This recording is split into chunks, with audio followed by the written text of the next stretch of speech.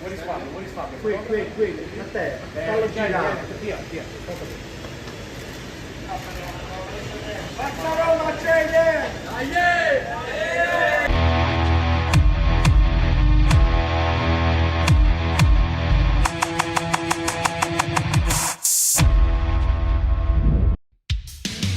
Timnas Indonesia akan menghadapi tantangan besar di FIFA ASEAN Cup 2026. Setelah kegagalan di Piala AFF sebelumnya, pelatih John Hartman kini dituntut membuktikan bahwa skuad Garuda mampu tampil lebih kuat ketika diperkuat para pemain terbaiknya. Pengamat sepak bola Indonesia, Roni Pangemanan atau Bung Ropan, bahkan menilai Hartman tidak boleh lagi melakukan kesalahan yang sama.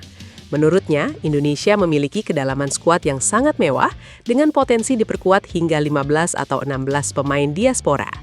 Nama-nama seperti J. Izzes, Ole Romeni, Joy Pelupesi, Kevin Dix, hingga Kelvin Verdong disebut dapat kembali memperkuat Garuda.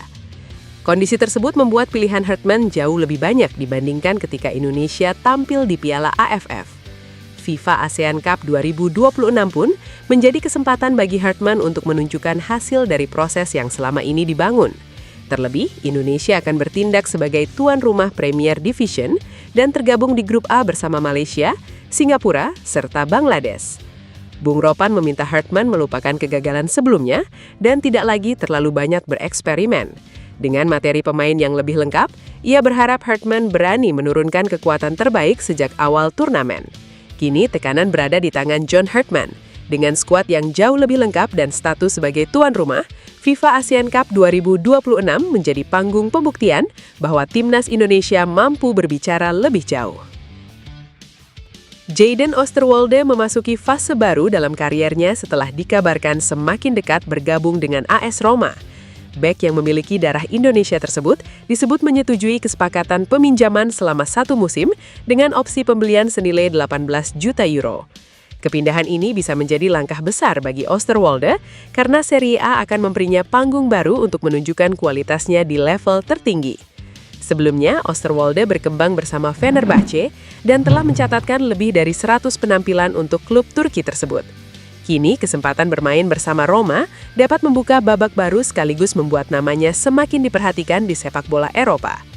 Di sisi lain, perjalanan Oosterwolde juga menarik perhatian timnas Indonesia. PSSI diketahui sudah pernah mendekatinya untuk memperkuat Garuda ketika masih muda. Namun, sang pemain kala itu masih ingin mengejar peluang membela tim nasional. Dengan kepindahannya ke Roma, performa Oosterwolde tentu akan semakin menarik untuk dipantau. Jika mampu tampil konsisten di Serie A, kualitasnya berpotensi semakin berkembang dan membuat nilai sang pemain semakin tinggi. Oosterwolde sendiri memiliki fleksibilitas karena dapat bermain sebagai bek kiri maupun bek tengah. Karakter tersebut membuatnya menjadi profil yang menarik untuk kebutuhan timnas Indonesia.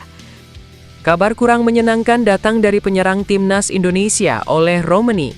Fortuna Sittard memastikan sang striker mendapat hukuman larangan bermain setelah menerima kartu merah dalam pertandingan melawan AZ Alkmaar di Stadion Fortuna Sittard Sabtu 22 Agustus 2026. Ole hanya berada di lapangan selama kurang dari 4 menit sebelum diusir wasit Serdar Gozubuyuk. Kartu merah tersebut diberikan setelah Ole terlambat dalam perebutan bola hingga kakinya mengenai Mateo Chavez Garcia.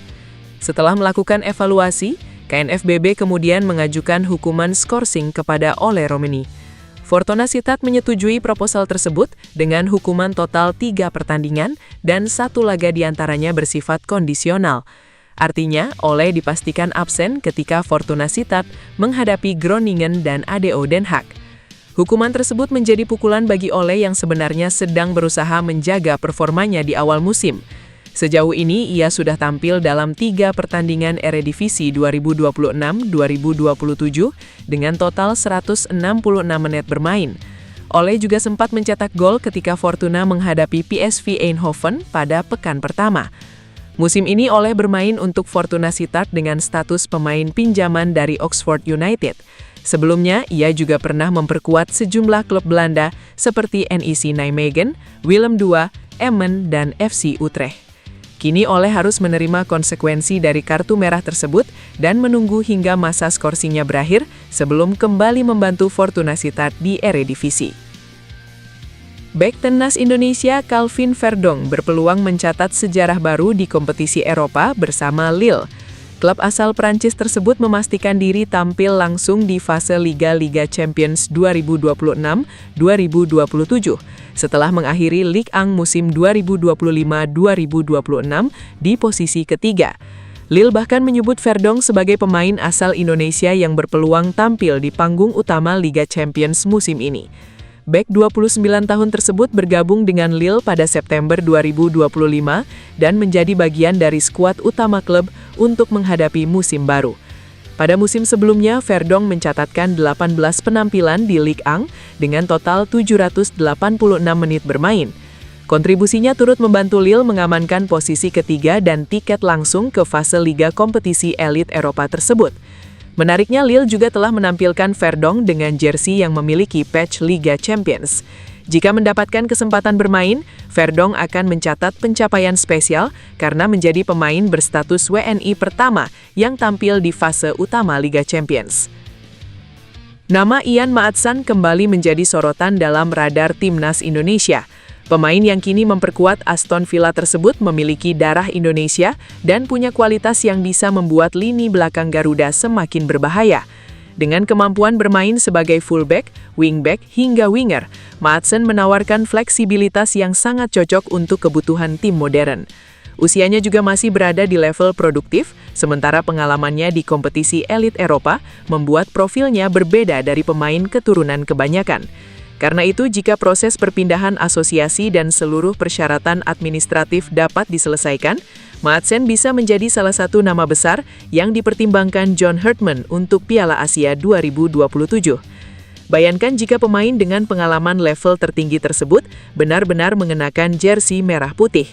Kehadirannya bukan hanya menambah kualitas di satu posisi, tetapi juga membuat pilihan taktik Herdman semakin luas.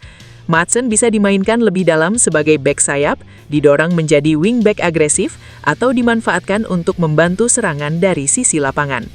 Piala Asia 2027 sendiri akan menjadi panggung besar bagi Timnas Indonesia untuk mengukur kekuatan melawan tim-tim terbaik Asia.